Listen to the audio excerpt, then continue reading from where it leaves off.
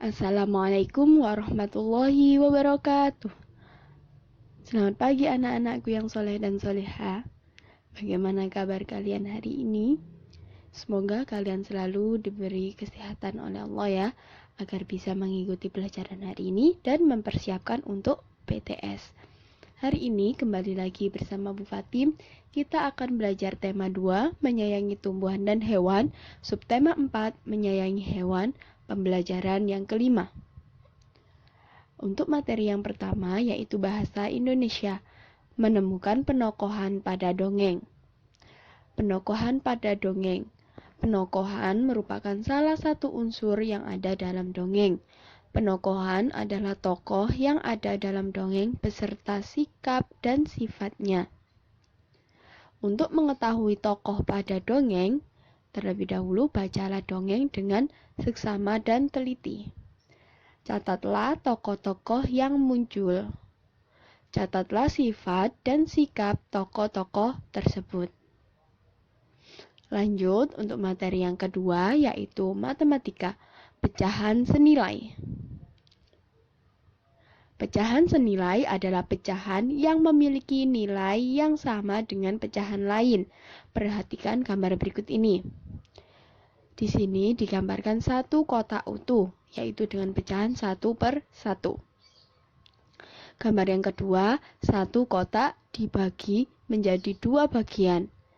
Satu bagian disebutkan dengan pecahan 1/2. Gambar yang ketiga, satu kotak dibagi menjadi 6 bagian. 3 bagian dari kotak dapat ditulis dengan pecahan 3/6. Gambar keempat, satu kotak dibagi 8 bagian. 4 bagian dari kotak tersebut dapat ditulis dalam pecahan 4/8.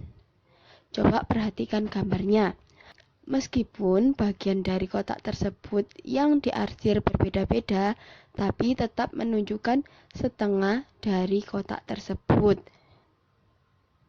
Jadi, 1/2 sama dengan 3/6 dan 4/8, sama-sama setengah dari kotak utuh. Berdasarkan gambar, setengah bagian kotak dapat dinyatakan dalam berbagai bentuk pecahan. Ada 1/2, 3/6, dan 4/8. Pada pecahan ini memiliki perbedaan bilangan, pembilang, dan penyebut. Walaupun bentuk pecahannya berbeda, ketiga pecahan ini senilai. 1/2 senilai dengan 3/6. 1/2 juga senilai dengan 4/8. 1/2, 3/6, dan 4/8 adalah pecahan senilai, karena masing-masing menyatakan setengah dari keseluruhan bagian. Jadi 1/2 sama dengan 3/6 sama dengan 4/8. Dalam pecahan senilai juga dapat dinyatakan dalam bentuk garis bilangan pecahan, seperti yang ada pada gambar. Dapat dibuat garis dan ditarik garis mana yang pecahannya senilai. Berdasarkan garis bilangan pecahan senilai dihubungkan dengan garis putus-putus. Contoh, di sini ada 1/3. Ditarik garis ke bawah mana yang lurusannya 1/3. Nah, 1/3 ini senilai dengan 2/6. Jadi 1/3 sama dengan 2/6. Lanjut untuk yang B, 1/4. Nah, di sini letaknya 1/4. Senilai dengan 2/8. Jadi 1/4 sama dengan 2/8. Lanjut yang C, 3/4. Di sini 3/4. Letak 3/4. 3/4 senilai dengan 6/8. Jadi 3/4 sama dengan 6/8. Selanjutnya 2/5.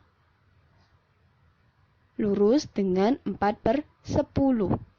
Jadi 2/5 sama dengan 4/10. Nilai 2/5 sama dengan pecahan nilai 4/10.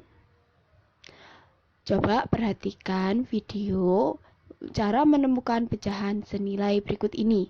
Perhatikan dengan seksama ya. Pada kesempatan kali ini saya akan menjelaskan tentang pecahan senilai ya. Pecahan senilai ini materi kelas 3 ya dalam bab pecahan ya. Pecahan senilai itu pecahan yang nilainya sama. Misalkan 2 per 4 dengan 4 per 8. Nah, ini nilainya sama. Untuk mencari pecahan senilai bisa dikalikan ya, atau bisa dengan dibagi. Contoh yang dikalikan misalkan gini, 2 per 3, carilah pecahan senilainya. Maka bisa gini, 2, 3, dan kalikan 2, kalikan 2. Dengan mengalihkan pembilang dan menyebutnya dengan angka yang sama. Jadi pecahan senilai dari 2 per 3 adalah 4 per 6. Dengan cara dibagi misalnya saya punya pecahan senilai 4 per 8. Tentukan pecahan senilainya, maka bisa kita bagi ya dengan angka yang sama. Bagi dengan 2, 4 bagi 2, 2, 8 bagi 2,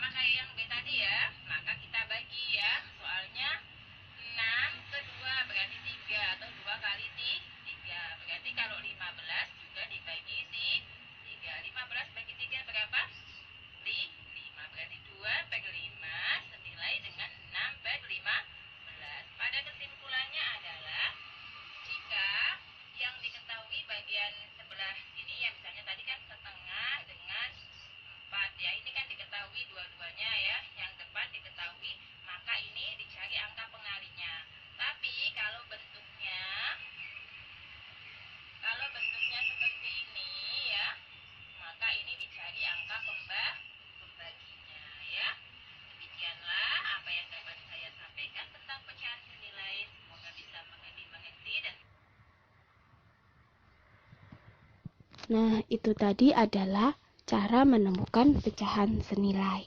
Bagaimana? Sudah bisa difahami? Jika sudah, lanjut untuk mengerjakan tugas matematika. Kerjakan di buku tulis tematik. Di situ ada latihan soal 1 sampai 5. Silakan dikerjakan di buku tematik kalian masing-masing.